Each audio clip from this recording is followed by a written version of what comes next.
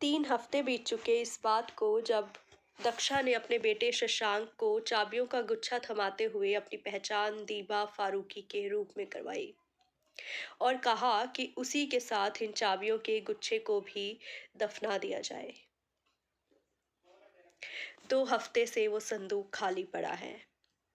उसके आसपास ना तो दक्षा के पैरों की कोई आहट है और ना ही उनमें चाबियों की कोई खनक। शशांक भी घर पर नहीं है। वो मणिकर्णिका के घाट पर बैठा है। सारे परिवार के खिलाफ जाकर उसने अपनी माँ का अंतिम संस्कार सुपुर्दे खाक के रूप में किया। उसने 6 चाबियों को तो दफना दिया मगर एक चाबी को अपने पास रखा, न जाने क्यों। सामने बहती गंगा का शोर और पीछे से जलती चिताओं की आवाज उसके कानों पर इतनी ज्यादा पड़ रही थी कि उसने अपने कान पर हाथ रख लिए।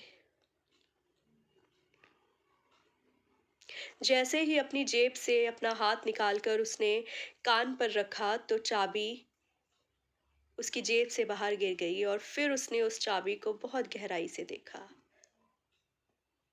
जितना पहले कभी नहीं देखा था।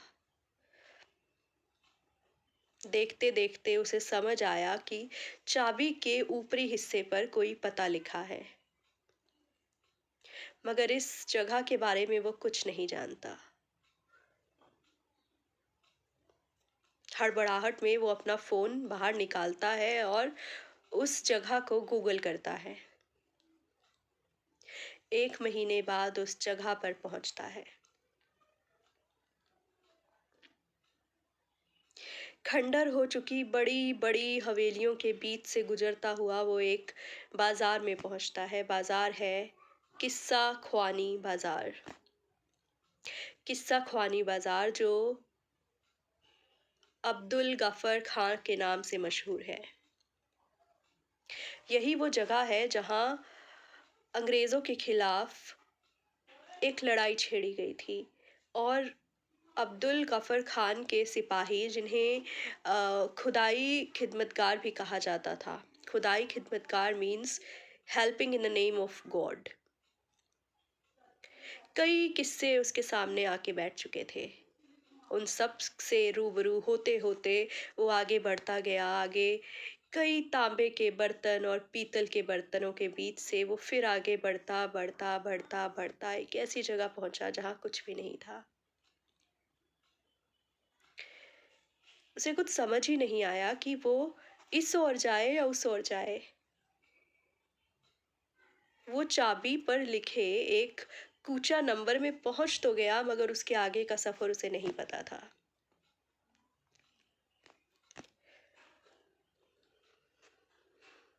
वो आगे बढ़ ही रहा था कि इतने में एक छोटा सा बच्चा उसके पास आया और उसने कहा, अंकल उस ओर मत जाना, उस ओर एक खंडर है, वहां पर भूत रहता है, भूत। कायदे से उस बच्चे की बात को सुनकर उसे वहीं थम जाना चाहिए था मगर वो उसी ओर आगे बढ़ गया। उन खंडरों तक पहुंचा जो खंडर भी नहीं बचे थे। महज मलबे का ढेर था। मलबे के ढेर में एक दरवाजा खड़ा था और दरवाजे पे एक ताला लगा था, जिसके आगे पीछे कोई दीवार ही नहीं थी। ढकने को कुछ बाकी था ही नहीं। वो उस दरवाजे के पास जाता है, उस ताले को गौर से देखता है और जो पता उस चाबी पर लिखा है वही पता उस ताले पर भी लिखा है। वो समझ गया कि यही वो ताला है और उसकी यही वो चाबी भी है। उसको ताला तोड़ने की या खोलने की कोई ज़रूरत थी ही नहीं, क्योंकि अंदर जाने के चारों ओर कई रास्ते थे। मगर उसने फिर भी उस चाबी को उस ताले से छुआ और खोलकर आगे बढ़ गया। मानो वो ताला उस चाबी के इंतजार में था। दशकों से। वो एक आस लगाए बैठा था कि शायद कोई आए और फिर से मुझे जीवंत कर दे।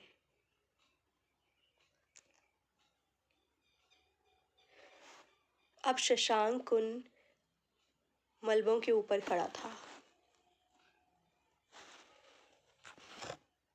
पत्थर इतने पुराने हो चुके थे कि उस पर काई जम चुकी थी। पैर रखना आसान नहीं था। पैर रखते ही पैर फिसल जाता था।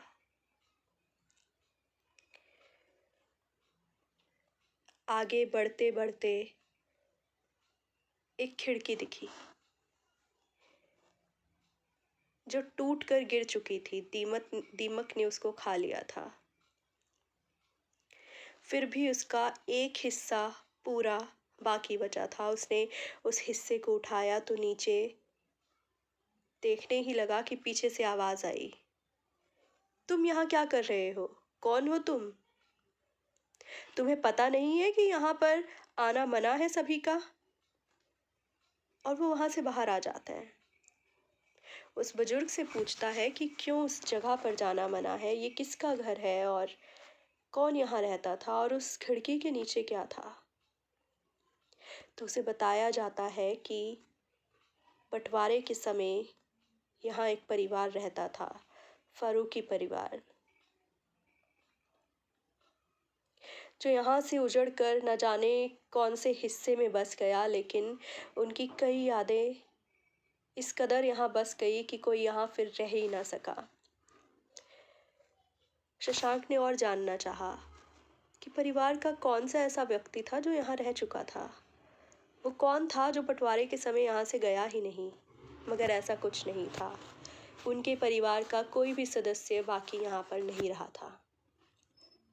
उसे बताया गया कि दंगों के समय दक्षा ने किसी लड़की को अपने घर में पनाह दी थी। छोटी सी बच्ची थी।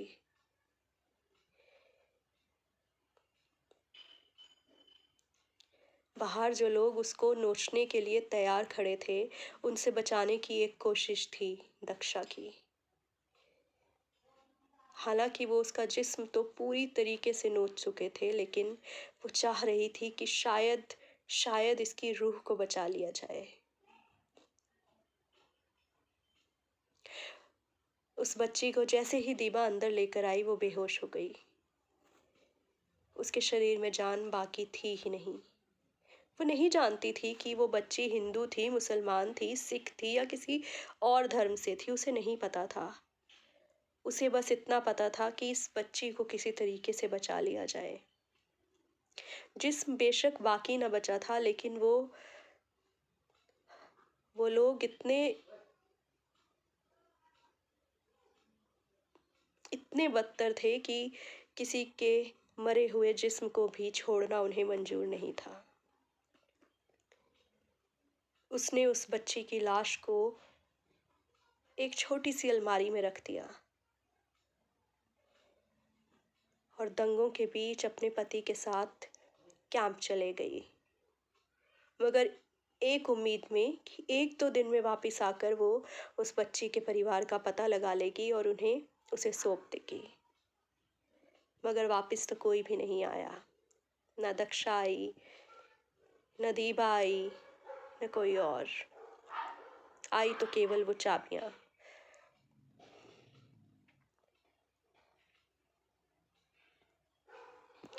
शशांक वापस उस घर में गया।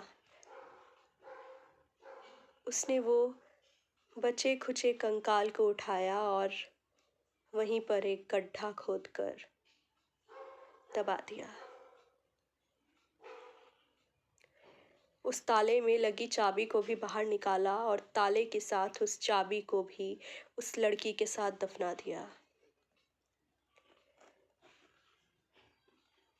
बस इतना सा था ये छोटा सा किस्सा।